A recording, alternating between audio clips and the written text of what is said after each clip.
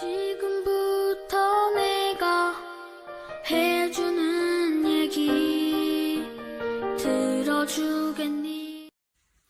할렐루야. 11월 30일 11월의 마지막 날입니다.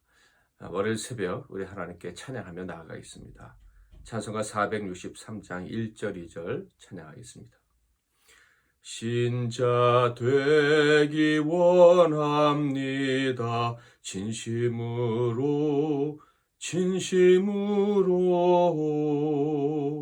신자 되기 원합니다. 진심으로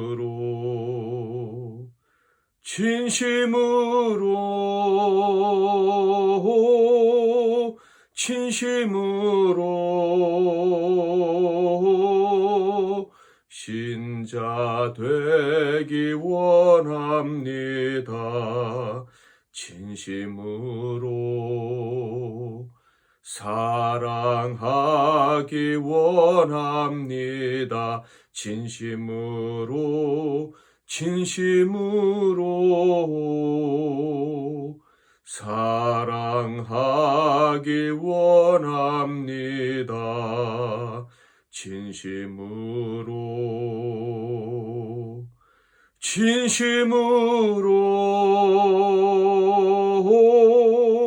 진심으로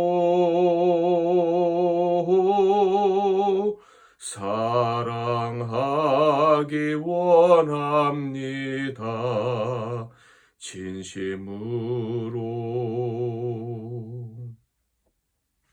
오늘 하나님께서 주신 은혜의 말씀은 역대하 23장 12절부터 24장 3절 말씀이 되겠습니다. 역대하 23장 12절부터 24장 3절 말씀, 그 중에서 24장 1절부터 3절까지만 봉독해 드리겠습니다. 요아스가 왕위에 오를 때 나이가 7세라. 예루살렘에서 40년 동안 다스리니라. 그의 어머니의 이름은 시비아요 브엘세바 사람이더라. 제사장 여호야다가 세상에 사는 모든 날에 요아스가 여호와 보시기에 정직하게 행하였으며 여호야다가 그를 두 아내에게 장가들게 하였더니 자녀를 낳았더라. 아멘. 오늘은 당신은 진정한 언약의 후손인가? 당신은 진정한 언약의 후손인가? 라는 제목으로 하나님 말씀을 상고하겠습니다. 대제사장 여호야다의 큰 용기로 다윗 왕조가 회복이 되었습니다. 참으로 여호야다는 위대한 일을 행한 것이죠. 이것이 왜 위대하냐? 다윗 왕조, 하나님의 언약이 있는 왕조를 회복시켰다 하는 것만으로도 위대한데, 아달랴의 통치하에서 이 일을 해냈다 하는 것이 그가 행한 일이 참 위대한 일이다 라고 칭찬을 받게 하는 거예요. 6년 동안 아달랴가 통치하면서 유다에는 예배가 말살되었습니다. 그저 형식만 남았고요. 백성들은 다 우상숭배에 찌들어 버렸습니다. 사실 선한 왕이 있을 때에도 유다에는 우상숭배가 만연했죠. 그래서 선한 왕이 들어설 때마다 전국을 돌아다니면서 산당을 회파하고 또 말씀을 가르치는 일들을 했었다는 걸 기억을 하실 것입니다. 그런데 6년 동안 아달랴가 통치하면서 그 유다의 영적 상태가 어떻게 되었겠습니까? 당시 사람들은 아마도 흑암을 빛이라고 생각할 수 있었을 거예요. 마치 한세치병 환자처럼 아픈 것을 아프다고 느끼지 못하고 살점이 떨어져 나가도 고통을 느끼지 못하는 그런 심각한 영적 상태에 있었을 것이다 하는 것을 짐작할 수가 있습니다. 21절에 보면 그 땅의 모든 백성이 즐거워하고 성중이 평안하더라. 아달랴를 무리가 칼로 죽였더라. 이 아달랴가 여호야다의 그런 혁명으로 말미암아서 죽을 맞이하게 될 때 백성들이 즐거워했고 성중이 평온했다. 그러니까 이 큰 반역 사건이 있었음에도 불구하고 큰 무리가 없었다, 이렇게 해석이 될 수도 있지만 이 6년 동안 유다 백성들이 아달랴의 통치를 받으면서 평안이 아닌 것을 평안으로 생각하고 살았겠구나 하는 것을 충분히 예상할 수가 있습니다. 아달랴가 그를 통치할 때 가짜 평안을 우상들이 줬겠죠. 그런데 그 열심히 구상을 섬기면서 그 가짜 평안을 진짜 평안으로 믿고 있었다 하는 것을 우리는 알 수가 있습니다. 오늘날 우리는 많은 분들이 예배를 회복하자라는 얘기를 하고 있습니다. 중심 없는 예배, 하나님 없는 예배 드리면 안 된다. 하나님만 높여드리는 영과 진리 예배를 드리자, 이런 얘기를 하고 있습니다. 그런데 그런 이야기들이 많이 있음에도 불구하고 진정과 신령으로 드리지 않는 예배를 하면서도 문제의식을 느끼지 못하는 성도들이 많지는 않나 하는 생각을 해보게 됩니다. 실제로 당신이 드리는 예배는 영과 진리로 드리는 예배가 아니고 당신 자신을 만족시키기 위한 예배고 형식적인 예배입니다 라고 말할 때 정말 내가 하나님 앞에 올바른 예배를 드리지 못했나 하면서 회개할 사람이 얼마나 될까. 혹시 나는 개혁의 대상이 아니고 그렇게 말하는 당신이 개혁의 대상이라고 반격을 하진 않을까 하는 생각을 하게 됩니다. 그런 사람이 많지 않아야 될 텐데 말이죠. 그런 사람이 많을 것 같다는 생각을 하게 되는 게 저의 기운가. 한번 여러분이 판단해 보십시오. 아달랴 때는 정말 심각했을 것입니다. 그러므로 이때 종교개혁을 한다는 거, 하나님 신앙으로 언약을 붙잡은 다윗의 삶으로 돌아가자 하는 것은 참으로 쉽지 않은 요구였을 것입니다. 그래서 성경을 보면 아달랴가 참 방심하고 있었다 하는 것을 보게 되는데요. 그 이스라엘 백성들이 우상 숭배하면서 아달랴의 통치에 뭐 적어도 영적인 부분에서는 불만이 없었다라고 생각이 됩니다. 그래서 자기 힘을 과신하고 있었습니다. 왕자도 다 없애버렸겠다. 백성들이 다 우상 숭배하고 있다. 그러니까 반란을 기대하지 않았어요. 또 북쪽에서 자기 아버지가 또 자기 동생이 자기 형제죠. 남자 형제가 왕으로 있으니까 더더욱 든든한 마음이 있었을 거예요. 그런데 혁명이 발생한 것이죠. 그래서 그녀는 놀랐습니다. 그래서 겁도 없이 성전으로 달려 들어갔어요. 12절. 아달랴가 백성들이 뛰며 왕을 찬송하는 소리를 듣고 여호와의 전에 들어가서 백성에게 이르러. 당시 영적 상태가 얼마나 심각했는지를 보여주는 말씀입니다. 어떻게 이방 여자가 감히 성전에 들어갈 수가 있겠습니까? 그런데 성전으로 들어갔다. 성전의 거룩이 완전히 파괴되어 있었다. 그리고 아달랴는 조금도 두려움이 없었다. 자기 체제에 대해서 아주 안전하다고 망각하고 있었다. 착각하고 있었다 하는 것을 보게 됩니다. 자, 그러나 결국 아달랴는 죽임을 당하게 되죠. 아달랴의 통치를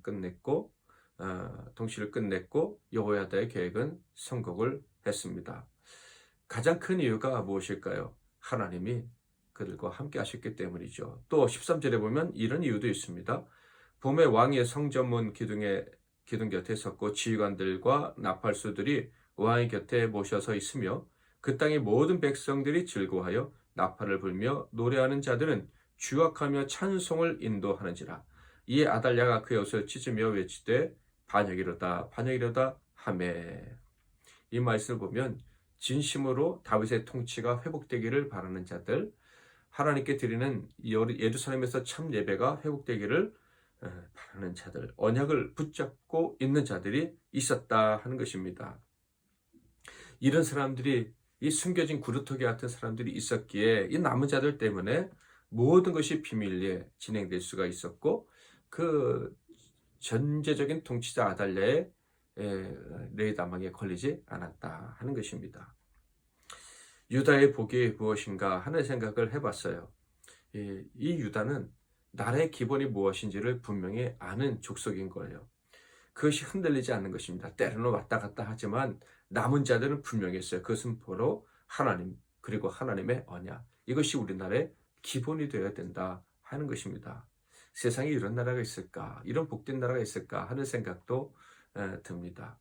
그들은 언제나 하나님의 언약이 중심이었고, 그래서 아무리 나라가 복잡해도 그 나라의 왕위는 오직 다윗의 자손에게만 주어야 된다. 이런 생각을 가지고 있는 민족입니다. 그러니 이 유다는 참으로 복받은 나라를 할 수 있겠죠. 아달랴가 결국 죽임을 당하게 되는데 그 마지막 길이 자기 어머니 이세벨의 길과 같아요. 14, 15절. 제사장 여호야다가 군대를 거느린 백부장들을 불러내어 이르되 반열 밖으로 몰아내라. 그를 따르는 자는 칼로 죽이라 하니 제사장의 이 말은 여호와의 전에서는 그를 죽이지 말라 함이라. 이에 무리가 그에게 길을 열어주고 그가 왕궁 말문 어귀에 이를 때 거기서 죽였더라. 말문 어귀, 말이 다니는 문, 그 근처에서 죽었다, 이런 얘기입니다. 여기서 그의 어머니 이세벨과 관련됐다라는 것은 열왕기하 9장 33절에 보면 분명히 알 수 있어요. 이르되 그를 내려 던지라 하니 내려 던짐에 그의 피가 담과 말에게 튀더라. 이유가 그의 시체를 밟으니라. 그러니까 아달랴와 그의 어머니 이세벨이 다 죽을 때 주녀의 죽음이 말과 관련됐다 하는 것입니다. 왜 말과 관련되게 하셨을까요? 바로 이 말은요, 세상을 의지하고 하나님을 의지하지 않는 불순종의 상징이기 때문에 그렇습니다. 하나님께서 왕에게 주의사항을 주셨죠. 크게 두 가지. 첫째로는 말을 많이 두지 말라. 말과 병거 같은 것을 많이 두지 말라. 둘째로는 아내를 많이 얻지 말라 였습니다. 말은 곧 세상을 의지하는 것을 말해요. 그래서 세상을 의지하게 만들었던 이 악한 여자들이 죽을 때 말과 관련되도록 하나님이 하신 것이죠. 말과 관련해서 죽었다. 이 말은 인본주의, 우상숭배의 종말을 의지하는 것입니다. 혁명이 완성이 됐다는 의미이기도 하죠. 다윗 왕조, 하나님의 언약을 붙잡고 살아가는 나라가 다시 세워졌다, 이런 얘기입니다. 그러므로 대제사장 여호야다가 왕권이 회복된 이후 가장 먼저 한 일은 바로 하나님과 백성들 사이에 언약을 맺게 하는 것이고, 그 다음에 우상숭배를 척결하는 것이었어요. 16절에 보면 여호야다가 자기와 모든 백성과 왕 사이에 언약을 세워 여호와의 백성이 되리라 한지라. 백성과 왕이 하나님과 언약을 맺도록 한 것입니다. 그런데 열왕기하에는 없는 말씀이 있어요. 여호야다가 자기와도 언약을 맺었다, 이런 얘기를 합니다. 이것은 크게 잘못된 것은 아니에요. 왜냐하면 제사장은 당시에는 하나님의 대리인으로 중보자로 여겨졌기 때문입니다. 그러니까 제사장과 언약을 맺는 것은 곧 하나님과 언약을 맺는 것과 같은 거예요. 자, 20절부터 24장 1절 한번 보겠습니다. 백부장들과 존귀한 자들과 백성의 박병들과 그 땅의 모든 백성을 거느리고 왕을 인도하여 여호와의 전에서 내려와 윗문으로부터 왕궁에 이르러 왕을 나라 보좌에 앉힘에 그 땅의 모든 백성이 즐거워하고 성중이 평온하더라. 아달랴를 무리가 칼로 죽였었더라. 요아스가 왕에 오를 때 나이가 7세라. 예루살렘에서 40년 동안 다스리니라. 그의 어머니의 이름은 시비아요 브엘세바 사람이더라. 그렇게 반정은 성공을 하고 요아스가 왕위에 올랐다, 이런 얘기입니다. 자, 그런데 오늘 우리 본문의 마지막 부분인 2절 3절에는 약간의 어두움이 느껴집니다. 제사장 여호야다가 세상에 사는 모든 날에 요아스가 여호와 보시기에 정직하게 행하였으며 여호야다가 그를 두 아내에게 장가들게 하였더니 자녀를 낳았더라. 두 가지 어둠이죠. 첫째는 요아스가, 그 훌륭한 왕이 여호야다가 사는 날 동안까지만 정직했다 하는 거예요. 두 번째로는 여호야다가 왕에게 두 명의 아내를 갖게 했다라는 것입니다. 여호야다의 영향력이 컸지만 그는 위대했지만 실수가 있었다는 것을 보게 됩니다. 많은 아내를 두지 말라고 했는데 여호야다는 요아스에게 아내를 둘씩이나 두게 한 것입니다. 아마도 요아스의 형제들이 다 죽어서 외로우니까, 또 왕족을 많이 퍼뜨려야 나중에 다윗 왕조가 혹시 어려움을 당하더라도 유지될 수가 있을 테니까 자식을 많이 낳게 하려고 아내를 2명 두게 하지 않았나 하는 생각을 하게 됩니다. 그러나 그것은 하나님의 뜻이 아니죠. 요아스에게는 여호야다는 정말 좋은 사람입니다. 이스라엘에게도 좋은 사람이고 신앙을 요아스와 이스라엘이 지키게 하는데 큰 역할을 한 것은 맞습니다. 그러나 이 하나님을 의지한다고 했지만 완전히 의지하는 데에는 한 가지 부족한 점이 있었던 것 같아요. 하나님께서 다윗 왕조를 지키신다는 것에 대한 믿음, 그것이 부족해서 자기 인간적인 방식으로 다윗 왕조를 좀 더 안전하게 보존하려고 했던 그 충성심은 인정하지만 하나님이 기뻐하시지 않는 일이었다 하는 것을 보게 되고요. 두 번째로는 여호야다가 사는 날 동안까지만 요아스가 정치겠다. 이 말은 요아스가 참 좋은 사람을 만난 건 맞지만은 독립적인 신앙을 갖는 데에는 부족했구나. 다윗과 같은 믿음을 갖는 데에는 부족함이 있었구나 하는 것을 깨닫게 됩니다. 그래서 요아스의 삶이 비극적으로 끝날 것이라는 것을 짐작하게 되는 것이죠. 여호야다의 믿음의 용기는 참 훌륭합니다. 그러나 왕위는 그 언약은 요아스와 그의 가문, 다윗의 가문에게 주신 거예요. 그러므로 여호야다뿐 아니라 요아스에게도 믿음의 용기, 그리고 신실하고 흔들리지 않는 믿음이 필요했다 하는 것입니다.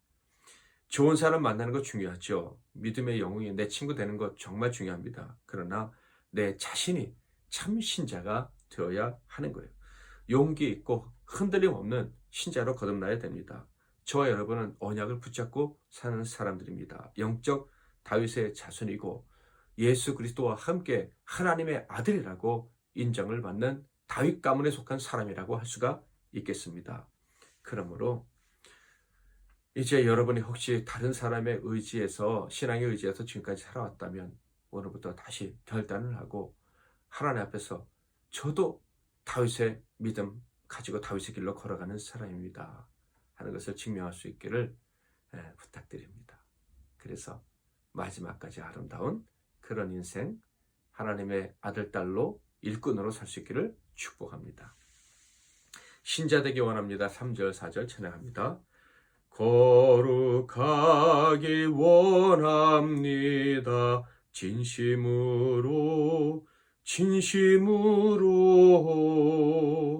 거룩하기 원합니다. 진심으로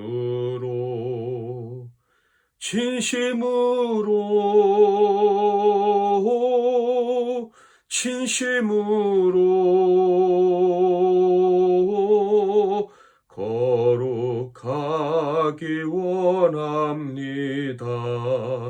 진심으로 예수 닮기 원합니다.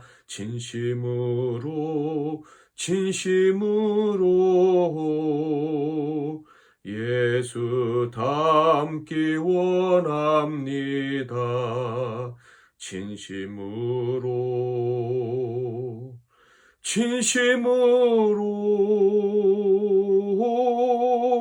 진심으로 예수 닮기 원합니다.